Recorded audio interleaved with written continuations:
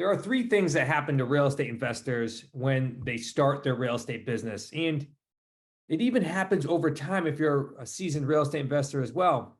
But only one of those three things leads to success.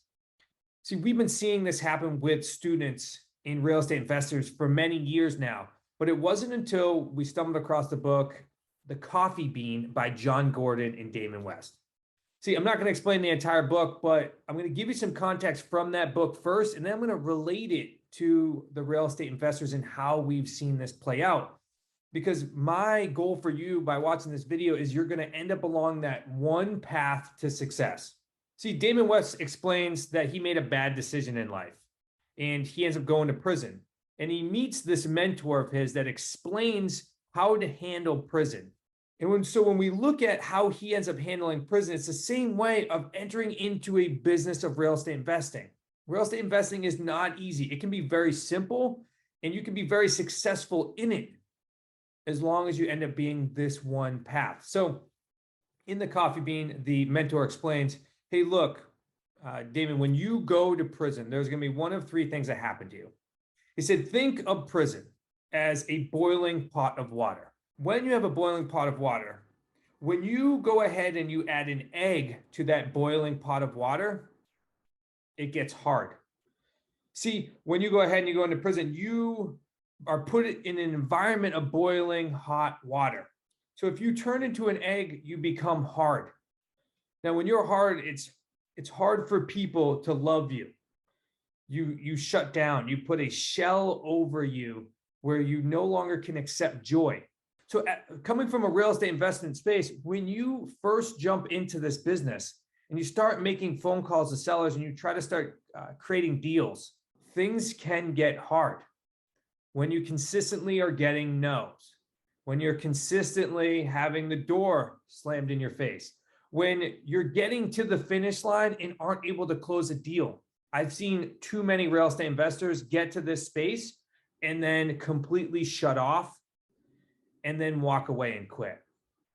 See, becoming hard in the real estate space means that you get extremely frustrated to a point where you can no longer be coachable and you can no longer find joy in the real estate investing in itself. Building deals and creating deals and helping both buyers and sellers through real estate creates joy. And if you're unable to create that joy, then there's no reason for you to be a part of this real estate investment industry. So I'm encouraging, when you jump into the boiling hot water of real estate investing, don't become hard. It's really easy to do so. The mentor now says, let's not have you become a carrot, because when you place a carrot into boiling hot water, it becomes soft. And if you become soft, then you're going to get pushed around the entire time that you're in prison and you're not going to survive. See, it's very similar in the real estate investment space where it can be very competitive. And you are working with buyers and sellers that this may be the biggest asset that they ever have, and they become very protective. So while you're going through these conversations and working with sellers and buyers, it's really important that you're able to be confident and hold your position, but also be able to negotiate on these deals in order to create a great real estate investment deal as well. I see it too often. And that is that real estate investors feel as though they need to beg for the real estate property. They need to beg to have these types of deals be created because it's creative financing. But you are Simon Cowell. You are not on stage at American Idol. You are the buyer. If you can solve the challenge of the seller, then the seller will be more than willing and able to be able to create a creative financing deal that can become very successful for both parties involved. You have so much value that you bring to this world by being in the creative financing niche, being in real estate. You help out so many people. So I encourage you, don't become soft. Hold your position and know that you bring tons of value. See, the third and the way in which to become successful in the real estate space is becoming the coffee bean. So back to the story. Damon West's mentor says, hey, Damon, do you know what happens when you place a coffee bean in boiling hot water? And he paused and said, I'm not sure. And this is where everything hits. The mentor then says, it's no longer water, it's coffee.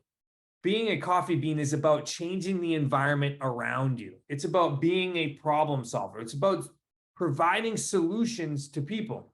You know when you meet a coffee bean. And being a coffee bean is not something that is inherited. It's not something you're born with. I believe that it's something that you grow into. Being a coffee bean means in the real estate space to, when you walk into an environment, you change that environment. In the creative financing space, we see it quite often is when we're communicating with buyers and sellers, they didn't even know that there are options out there that could provide their solution. People are just frustrated with the traditional way of buying and selling real estate. So now when you provide an entirely different environment, and we no longer just call it real estate, we call it creative financing real estate because the environment has completely changed now. And now you as the real estate investor walk into a space and completely change the perspective of the people around you and provide solutions. See, it's not about being frustrated to a point where you become hard and you don't enjoy real estate investing anymore. It's not about being pushed around and being soft and just accepting the scraps of the real estate deal in which you're willing to accept because you're begging for deals. But it is about walking into a new environment and changing the perspective of the buyers and the sellers. Because once you do that, you can now make a dramatic impact on the community around you. And there is an additional result that comes with it, which means that you can profit quite well as well. See, I'm lucky enough to be able to be surrounded by coffee beans on a consistent basis with the Wicked Smart community. If that is something that you're interested in, I encourage you to go ahead and click on the link below and watch how each and every one of our students has started changing the environment around them by going through our master's class. But changing the perspective of the buyers and sellers around you to create a profitable situation where everyone benefits. This is all about a win-win-win situation. Coffee beans consistently create win-win-win situations and then live a completely different lifestyle with that as well. So I encourage you, start with the master's class and we'll see you in a community of coffee beans here soon enough.